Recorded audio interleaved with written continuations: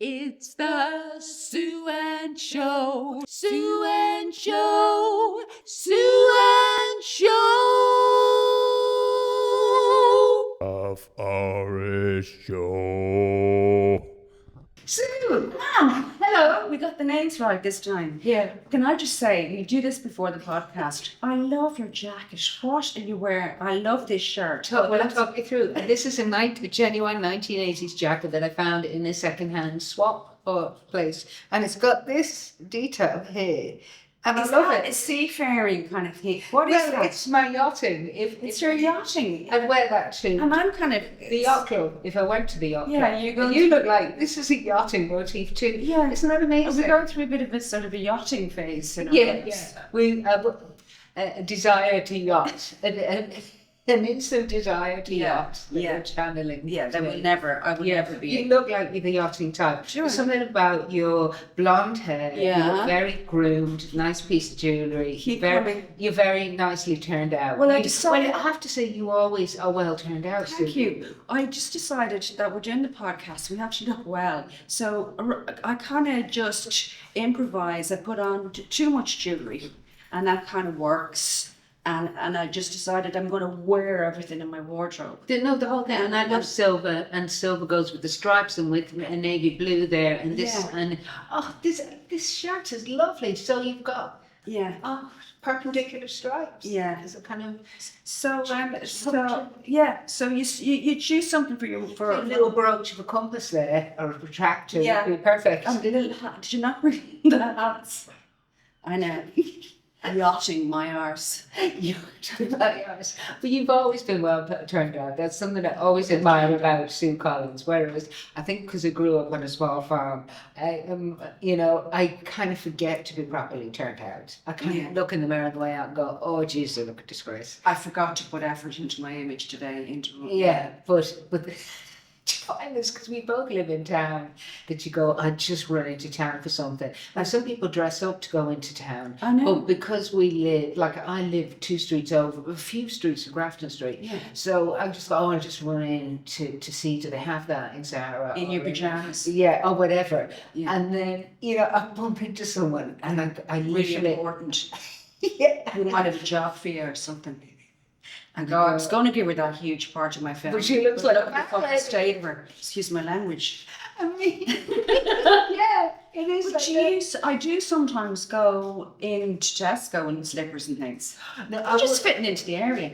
I know. I would always put on a pair of shoes. Well, but obviously you don't know. What, No. You don't know one way or the other. You Yeah. wouldn't go in the pajamas. You never did. The pajamas is gone. Have you?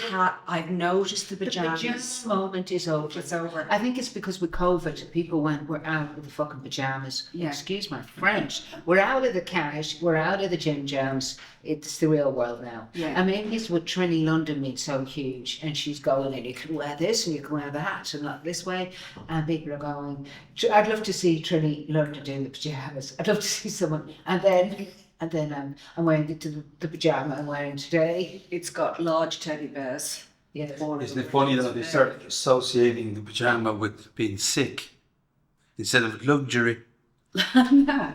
But I read somewhere once that it was a thing in a certain old area of Tokyo that to relax the men. Did you ever read that? There was some area of Tokyo, and it was in some film you might know. And the men would be, it was a casual that would be in the pajamas that hang out. I never like doing that because it does make me feel like I'm sick. It's funny, but it's so. I don't know. I forgot to tell you this Oh, tell me. piece of incredibly interesting information. Sure. Everything you say is always ultra fascinating, Sue Collins. That's why we've been friends for very long. I know, and I've been misunderstood for so long. Yeah.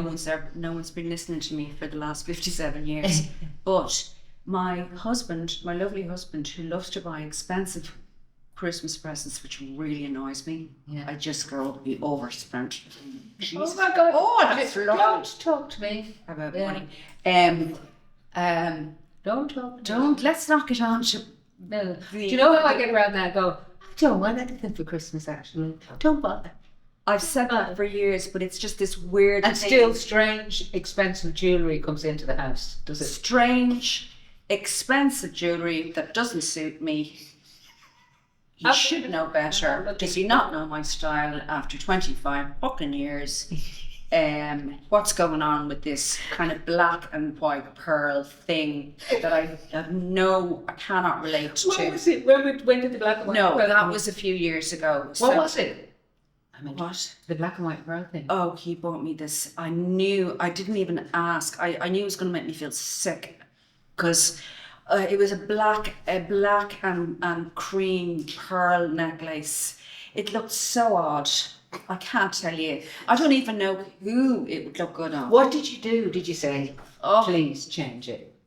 Well, I've started changing stuff now. Did you keep that? I kept it for ages. I don't even know where it is now. I actually think I gave it to somebody. But anyway, he did buy me this fabulous dressing gown for Christmas. And I thought it was I thought it was a coat. I went, oh, that's a lovely long sort of coat that you could wear in Portugal. Well, I thought that is a fabulous thing to go over a summer dress. Other people are seeing that and going, I'm going into James's for an operation. I'll be in there for a few nights. But that just shows you natural positivity. You're seeing holiday in Portugal. I'm seeing a tumour removal in James's. That's the difference between us. Yeah. See, so anyway, it was from somewhere called the Stable Room or something. The Saddle Room. Or Disabled room. The Saddle Room, I think it's called. I can't even bear to go online and see how much it cost. It's a bloody dressing gown. It's a dressing gown. Can I wear it for the podcast to kind of get a bit of wear? Oh my God, please, will you wear it? Will I wear it next week to show you? Please wear the dressing gown. I mean, it's very, I don't know what kind of person buys What's this. it like? Describe it. It's fabulous, actually, to be honest. I've grown to absolutely love it. Yeah, and I love something like that. Would you? Yeah. Paul, she'd love something like that. I feel When I get the house and I want to talk to you about that, I want to move out of the flat and get a house. Tell me.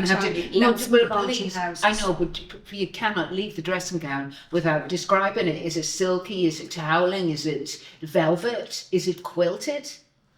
When you said fabulous, I'm seeing It's more on the linen side. That's Okay. why I thought it could be worn outside the house. is it print? Oh. It's a very subtle check, pale orange and brown. You're joking. No. The way you were describing, I was seeing something out of a play by who from the 1930s. Paul. Wild. Pardon? Noel Coward. Noel Coward. Coward. I was seeing a Noel Coward lounge comedy. No, it's more George and Mildred from the way you described it. Step also. no, love, hate. It's a myriad of That's genres. extraordinary. I'm going to Jersey Hospital, early 1980s. I'm going to bring it in. I'm going to. please wear it. I'm dying to see it because. So that'll encourage the people in Ohio to watch the video as well as listen to the audio. Yes, Because now they can find out what you're wearing next week. it's a cliffhanger. It's going to be expensive dressing gown. Will be on Sue. And comments, please. My hearing aid just beeped. Oh, so annoying. I'll just do that. House, can I tell you? Tell me, you want a house? I want a house. So she wear house coat And I just thought, I've lived in a little apartment for like Jesus, you came with me when we went to view that. So that was 26 years ago, was it? Yeah. I remember, do you remember it was February when we walked across that courtyard? It was 1999 because last summer we did a huge long run in the Tivoli Theatre and the Tivoli Theatre is just up the road.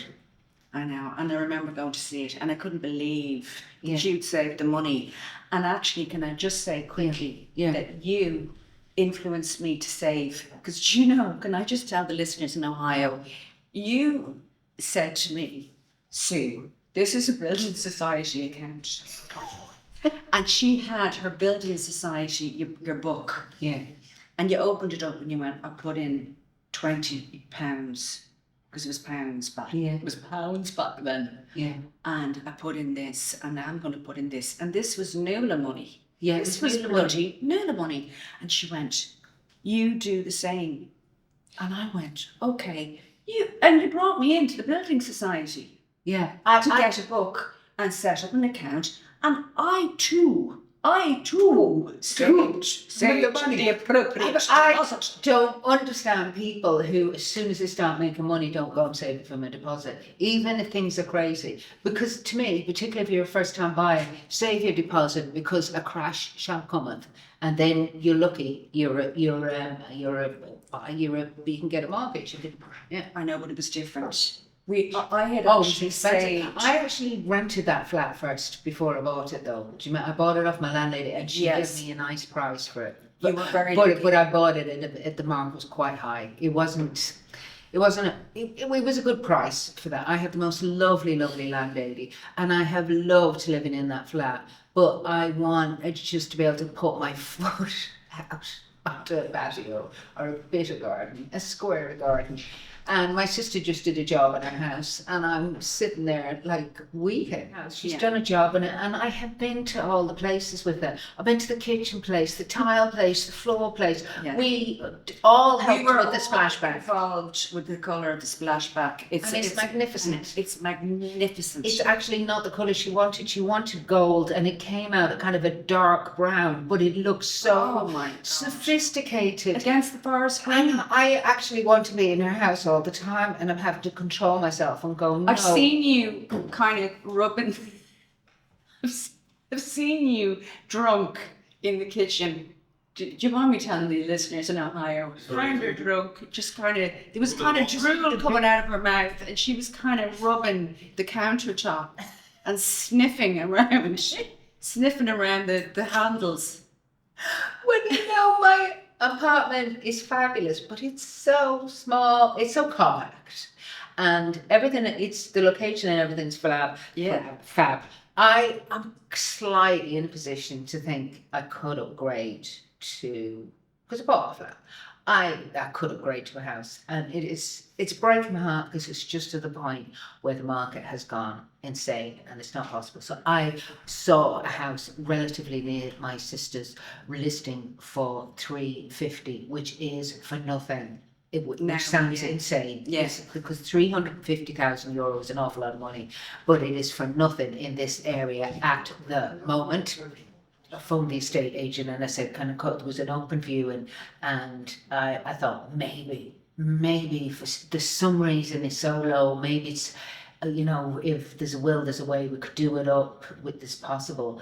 But such a huge queue of people to see this for the open view, because everybody's thinking the same, because property in this area is crazy.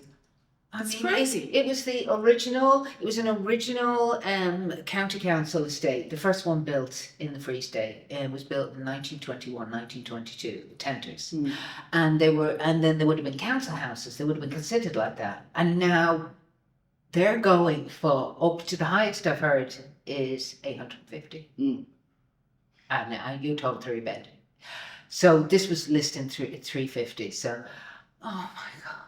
It was so funny standing there because you saw everybody coming out with a depressed look on their face. I know. Because there was a couple with a baby. I don't know how. And there's young people going, is there a possibility? The house was so depressing. It was much, much more compact than my sister's.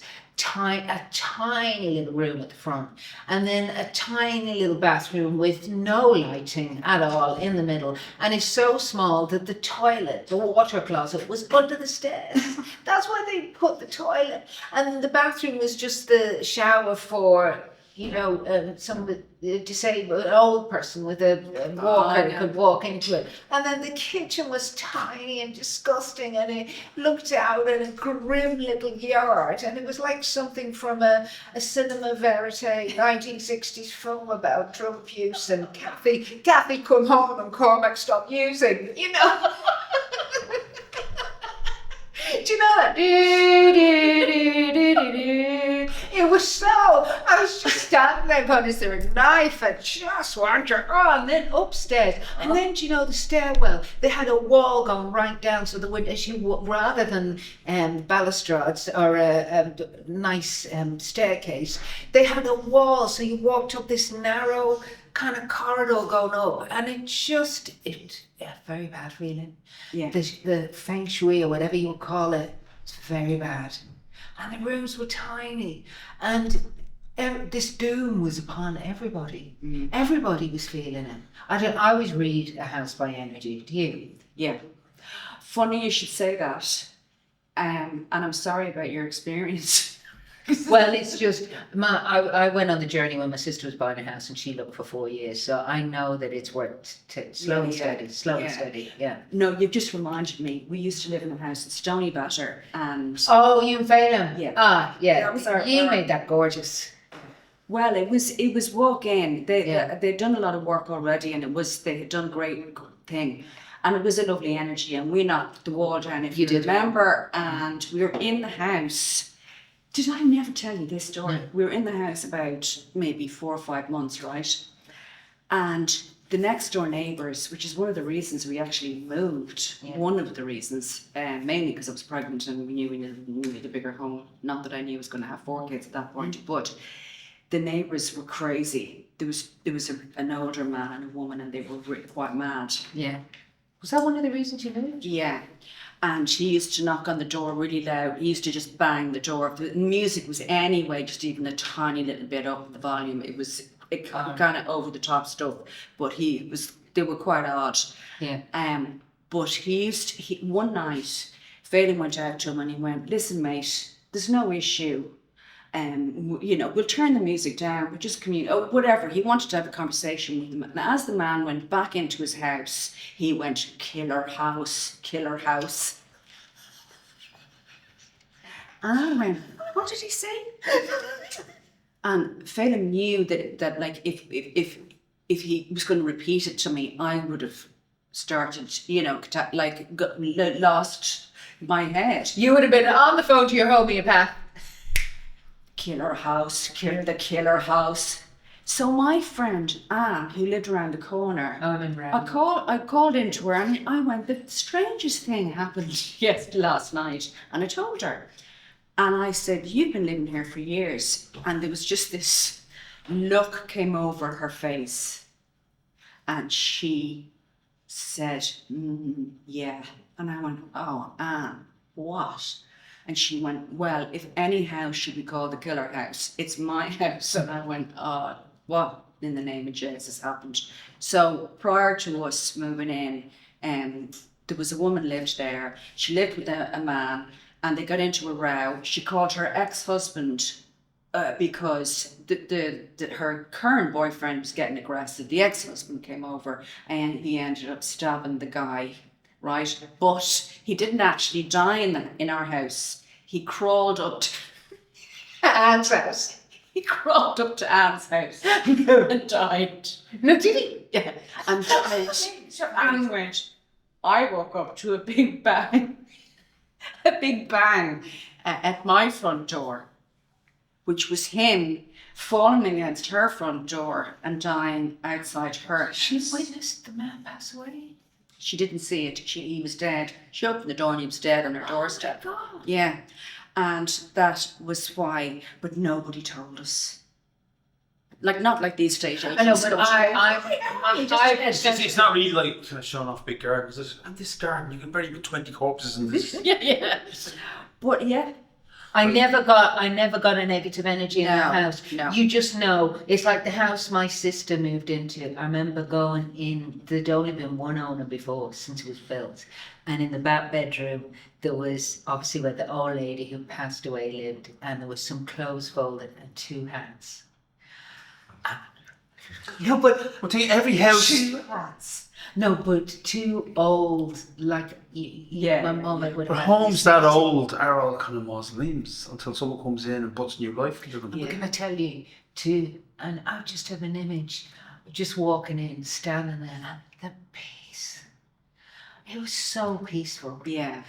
There is such a beautiful energy, and Una then met sometimes the people who used to live there, go by the area, they're walking by, and Una will often say, "Come in and see what I've done to it now," and they'll chat, and she'll go, "We were very happy." Our house there was a woman lived there, Mrs. Edwards, and she had no one to look after her, and she had no heating, and the coal man used to come and deliver free coal to her, and a woman across the road called Rosaline, and she's since passed away, used to bring her a meal on a Sunday, and her son, who was a bit of a This is where we bear all the names, yeah. No, I won't say. Was a bit of a blackguard, a bit of a selfish son. So went off playing music around Europe and never looked after his mother, but suddenly appeared when she died and when the house went up for sale, and he got a pretty penny, and he called up to our house, not a nice man, but he called up to our house looking to get in. And the funniest thing was, when we went in, we created a cubby hole under the stairs. It had never been there before. And he came in with a suit on and he went, "Oh, the cubby hole. I remember that cubby hole." And me and Fenton were looking at each other going, "No, you don't." Because he really was not a nice man. Some people did really well out of their parents living in a little house like that. They weren't diddly squat, and then it's suddenly at that they're point millionaires. Those houses are very covetable. Anyway, I have an aspiration that I would love to live there and not be too far away from Una, and it's kind of gone out the window because the property market has gone back to where it was at almost peak of the boom, and it's just insane. So you're but moving to I'm not. I mean, yeah, you could get somewhere lovely. You don't want to move. I was talking to someone who bought a lovely house out in, is it Wicklow, Wexford area, and they got a gorgeous bungalow for $290. New county, I haven't heard about it. It was Wicklow, Wexford. Wickford. Wicklow, Wexford. Wicklow. Yeah, Wickford. Do you remember when Una was looking? She was Wexlow. What? Wexlow. Una was looking in Crumlin and Kimmage, and she just moved back from Holland, and she went, "I'm looking at, what did she call Crummage?" She went, "What area are you looking in?" "I'm looking in Crummage." Oh, Yes, what was it? but manifest and Yeah, no, but I was telling you, somebody who got a doer upper bungalow for $290, and then that's fantastic. they're documenting the whole thing of doing it up, and it's just magnificent. But I don't want to. I want. You're not going to move, because I want to continue living near you and want to be near Una, and Michelle lives in the area too. Yeah. So I don't want to. You're not moving, are you? No. Well, no. I mean, I do have little dreams of moving outside of town a little bit. And the reality of moving out is that you're away from everything. What I want is a bolt hole in. You want your camper van, we've established. I want the camper van back, and I'd also. Sorry, I met somebody during the week. Let me think who it was. Because I said, he has to talk to you. He's just bought a van to do up, because he's like you. He loves the idea of driving around. So has bought the van. You mean camping? Yeah, he has bought the van to do it up himself, to turn it into a camper van. Yeah, but I wouldn't know how to do that. Oh, okay. I want to. I wouldn't have a clue how to turn a van into a camper van. Oh, I know that would be fascinating. No, but he knew exactly the account you were talking about the woman who goes all over the place. He went, "Oh yeah, I follow her too." Oh, camping life. These are the kind of stuff I get in my feed all the time. Women who've gone, I left my whole, I left my family. I left my whole. I would love to leave my whole too. I have to speak it. No, but I wanted to tell you one other thing about like feeling depressed about the market and everything. And then so I'm getting more and more depressed about within my price range what myhome.ie is sending me is just come on the market. But I was just showing it to you, a castle in Dundrum that is literally What we like to call it a unique fixer-upper. a unique fixer upper. It is like stones. It's Well, you were looking at pictures of it going, well, that's airy. This is an area. It's literally, there's no roof. There's just big holes in ancient walls. You'd have Tashka or the board, Planola, in on top of you going, you can't do that, you can't do the other. It's just weeds, and it looks like a mausoleum, or a decrepit mausoleum in a I was going to say a creamery. What do I mean? The graveyard. What? Beginning with a C. Cemetery. Cemetery. Couldn't find that word. Creamery was coming up. Creamery cemetery. And one day the cemetery. Yeah, you go to a funeral and you go to the creamery after. Family only at the creamery. No, he's been cremated. See, now when you say that, it doesn't make me sound quite so dumb. No, I knew what you meant. My words are really gone, and also I'm not remembering anything. I know. Paul keeps saying to me, "Do you remember that film? Do you remember we did this, we did that?" With your trousers on. And it's blank. Do you remember we made love on holiday in Lanzarote? Once. I know. Yeah, you think you'd remember that one time? He just goes to me, "You worry me." It's very worrying, and can I just, because that happened to me recently. I went to go and see a lunchtime show. A friend of ours, Susanna Dixon, was singing. Oh, with Connor. It was beautiful. Pianist. But there were really old mates there, like people from the biz, and you just lives drift apart. I hadn't seen them for 10 or 15. This one was going, well, look at you.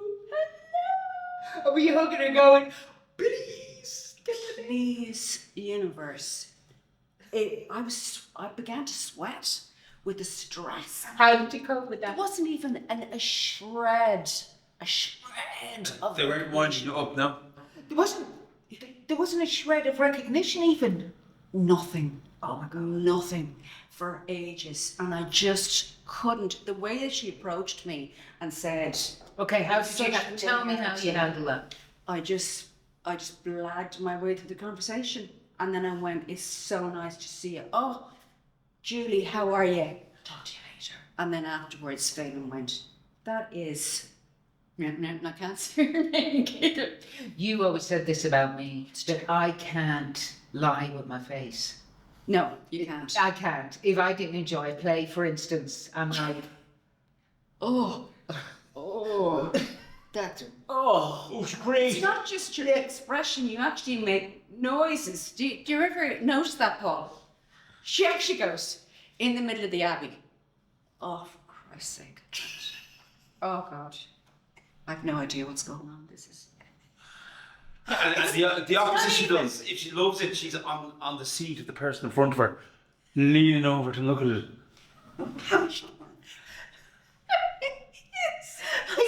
I went to a play recently with Anne. Oh my God!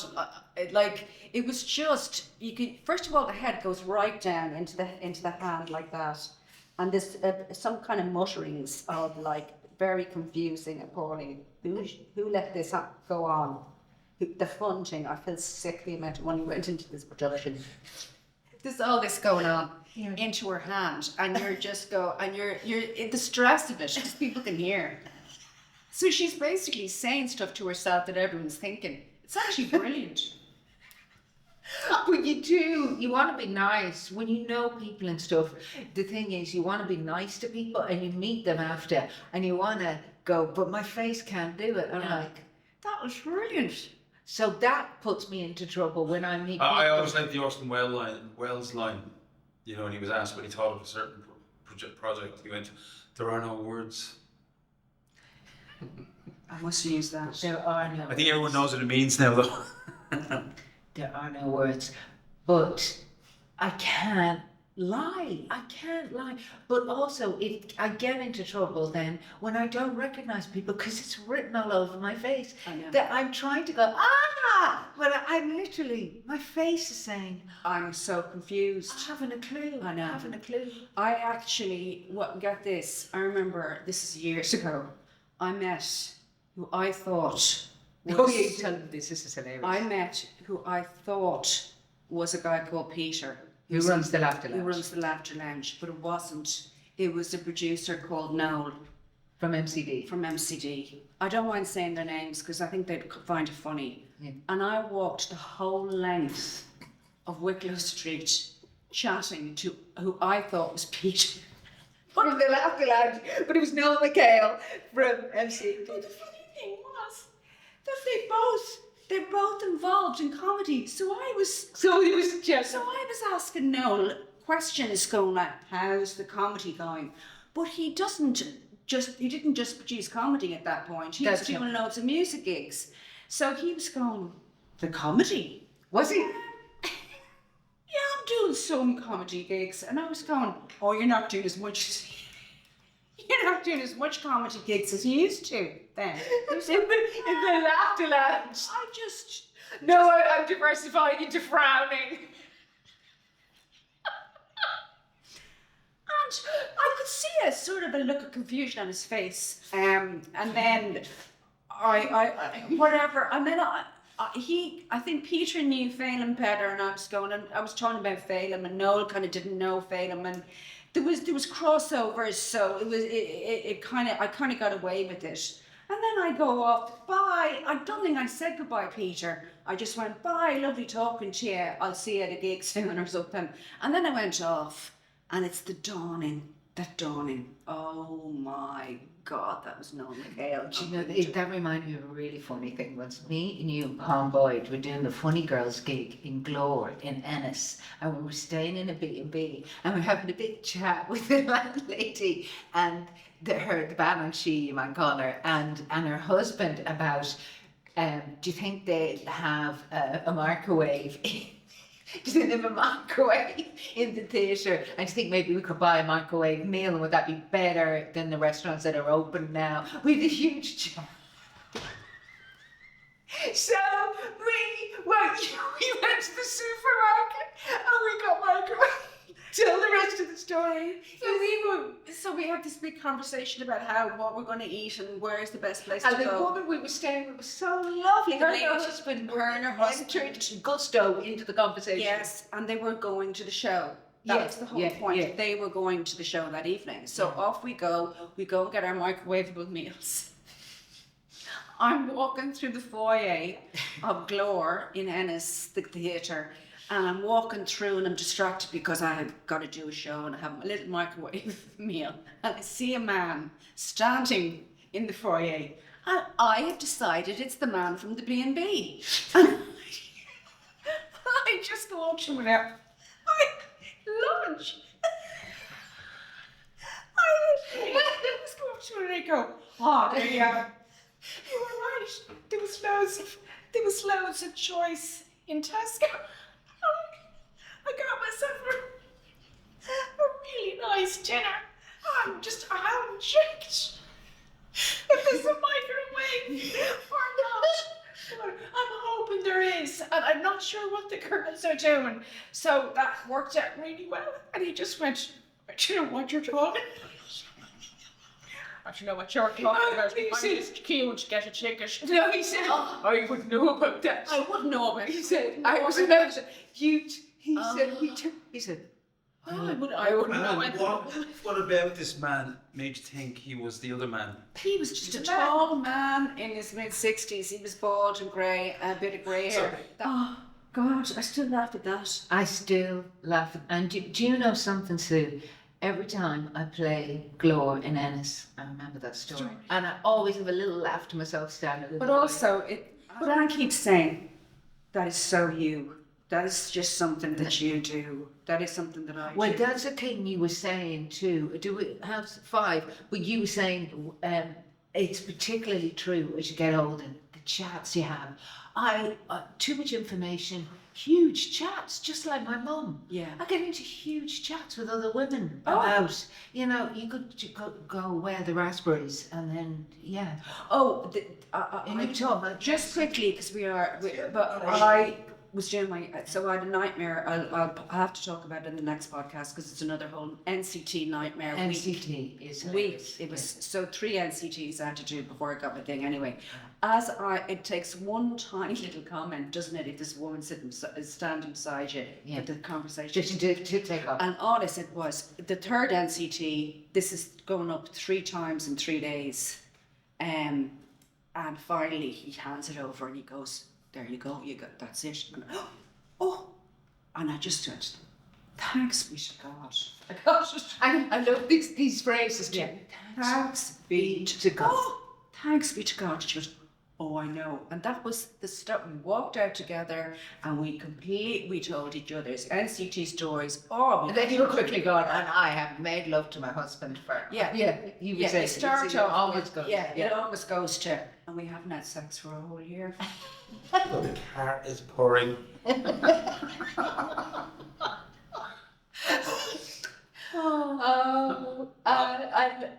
want to talk more about that. I just love the way women are when they get out of it. A collective unconsciousness. And that's why I recommend it when you go out doing your show again. I recommend after the show, always go and talk to the women. The chats. Yeah. The chats. And I bet you get materials. I get material, but I just love the women. Everybody has a turn of phrase, a look, a story. Sad things, sad. Husband's dying and haven't been a first time out in 18 months, and but also the things, the jobs that women do. I remember one time after a Dirtbirds gig, You watched me something. I was standing with this. They were in a big crowd. They came out in a big 6 or 7 of them, right? Yeah. And I was standing beside one woman that was in the group, and then the other 6 got on the stage to get a photograph taken with the backdrop. Yeah. And as she went, let them take the photo. And as they were getting their photo taken, she went, "That's Fiona McGuigan. She's CEO of such and such. That is a midwife. She's incredible. She ran 3 hospitals, and she is mother of 5, but she also has her own business." And the way she just went through these 6 women on the stage, and all looking amazing, and all had the time and the energy to put on a lovely frock. Yeah. And We're going to have a podcast talking about the women we've met because they're amazing. But I have to tell you, can we end on this? I'll just tell you one woman I met at the weekend. Again, quite a moving story, because she was saying, do your next show on this. It's not going to be this, but I thought it was an interesting topic. She went, can you talk about how women around this age are, they're now parenting their parents. And she gave this image. She just said, I spent Christmas Day changing my mother's nappies. And I went, does she have dementia? And she went, no, she just fell and broke a bone in her back. And she was going, the responsibility of the care. And that's just a really, it's such an interesting time for women. The sense of humour, the life experience, the variety. The stoicism. The stoicism, and I just love chatting. To me, it's the highlight that I. Although I'm often falling over. You mean driving home with me? It's not the highlight of the night. But you're often falling over with tiredness. How do you go out and because the energy? This is how I do it. I go, it's part of the job. I just go. It just is. Wow, that's brilliant. I just never did. I just was But so tired. it is a privilege to just see who's there. Yeah. I mean, well, if you're playing a huge venue, I mean, you couldn't. If you were playing the Board Gash Energy Theatre. Although, when did you sit down at a table and? I know we were going to, rap, but that is part of the genius of my favourite writer, David Sedaris. It doesn't matter what bloody theatre he is playing. He will have people, he will talk to people for hours before the show, and he must come to an arrangement with the theatre, but he talks to them for hours after. And the stories he gets are gems, and that is part of his brilliant way is his connection to his audience. Yeah. And they love him. I saw him in, but I saw him in, what do they call that big, it's Board Gash Energy Theatre. It was one of my favourite comedy shows I've ever seen. And Daniel O'Donnell does it. Daniel O'Donnell. On that note, can I just say I did meet Daniel O'Donnell once, and he was lovely to her. I was lovely. Yeah, I've mentioned and I went, your old That's a school great club. place to end the show. I know, but can I just say, I'm a huge fan of Daniel O'Donnell. He was so nice to my mother. He's very knowing. And Jesus, he's well turned out. A beautiful suit. No, but because I'm a Islam myself, I really appreciate a well turned out person. Daniel O'Donnell was exquisitely groomed and he was up in the arse end of Donegal looking like he walked Looking like a prince. Looking like a prince. And her mum was looking like a teenage girl. Whoa, Daniel. I have the most brilliant picture of mummy Daniel O'Donnell. But he was, yeah. Oh, God. He just... Anyway. You know he was old school, like we would bump into Brendan Grace at the airport. Do you remember? I remember us meeting Brendan Grace when we his toured around. cashmere coat. And yeah, Brendan Grace always wore his success. He always looked.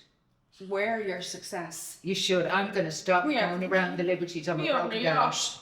I'm going She's already got her yachting jacket on. Yeah, I'm going to put a cutout yacht over my bike. I'm going to see Andy cycling around on her yacht. And we're out. Bye. You come across that lovely line. And did you see Andy cycling around on her yacht? I love this chat this week, Sue. And there's so many things here. I wanted to. Next week, can we also talk about that time that Ronnie Drew set on your breast pad? Oh, there's a cliffhanger. Sue Show. Of Hourish Show. If you want to respond to any of the hilarity and stuff we've been talking about, Or give us topics to chat on. yes, indeed, you can email us sueannehalfhourishshow@gmail.com.